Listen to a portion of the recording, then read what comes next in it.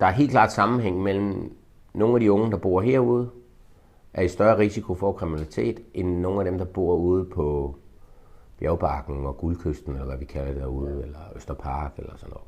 Det er ikke nogen garanti, for faktisk en af de unge, som i Ringsted er ramt af kriminalitet meget, han bor ikke herude. Han bor faktisk et af steder af de villakvarterer i Ringsted. Så det er ikke nogen garant for det. Herude for eksempel har man jo lavet nogle klubber for unge. Man tænker, at det kan måske hjælpe nogen til ikke at havne kriminalitet. Rar og tryg skolegang. I Ringsted, eller i alle steder snakker vi om, at vi skal prøve at hjælpe de her unge, som har det svært med at blive i skolen. Det lykkes ikke altid. Men det prøver man i hvert fald. Ja, det tror jeg, det kan have.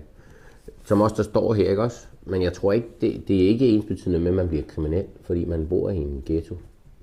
Der er en masse andre ting, der gør, at man bor i en ghetto. Det kan være, at man ikke har råd til at bo i et hus. Det kan være, at ens familie bor der. Ens netværk bor der. Hvis vi taler om nogen, som har en anden etnisk baggrund end dansk, der er jo nogen, som de er i hvert fald overrepræsenteret i de her ghettoer. Så det tror jeg klart, det har. Man er i større risikofaktor, når man bor i en ghetto. Men man kan sige, hvis man sådan skal se på hele integrationspolitikken i Danmark, så har vi jo fejlet på nogle områder.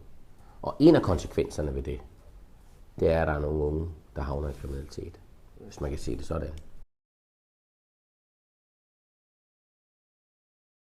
Men det, jeg tror, man kan, det er jo at oprette nogle klubber for de unge. Lave et netværk for de unge. Hjælp dem til, hvis vi bare, ikke fordi Sønder Park er faktisk ikke, men hvis vi kan bruge det, det er måske også det, man tænker, når man tænker ghetto i Ringsted. For de unge til ikke kun at komme i klubben herop, men også komme op i RIF og spille fodbold, eller komme ud i VHG og spille et eller andet derude, eller til Benløse.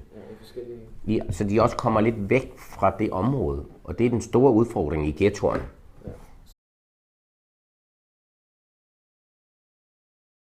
Det, man har gjort galt, synes jeg, i de ghettoer, det er, at man har lavet en miniby. Så har man lavet en klubber i området, man har lavet idrætsforeninger i området, man laver supermarkeder i området. Så det bliver sådan sin egen lille by også. Og der synes jeg, det kunne, altså hvordan kunne man splitte det lidt op, hvis man skal sige. Men at folk skal gøre det, fordi de har lyst til at gøre det. Man kan sige, I kan måske tænke på jeres eget liv. Det viser sig faktisk, hvis man spørger unge, så er der rigtig mange unge, der prøver at lave en eller anden form for kriminalitet en gang. Og kriminalitet er jo også at stjæle en pakke 20 med nede i supermarkedet, eller køre for stærkt på knallerten, eller køre over for rødt, eller hvad det kan være. Det er der rigtig mange unge, der gør en gang.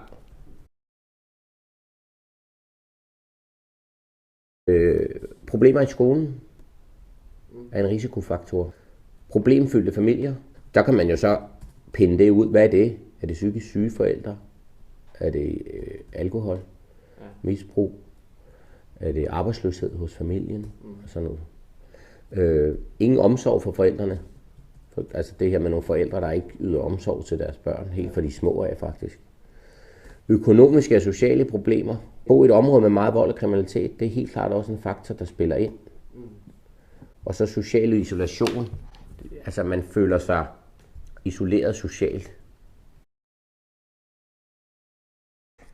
Det er vigtigt for mig at understrege, det står også faktisk her, at man kan godt have problemer i skolen uden at være kriminel, uden at blive kriminel. Men det viser sig, når vi snakker med unge, og når vi kigger på de unge, som har været i kriminalitet, så har de flere af de her risikofaktorer til stede i deres liv.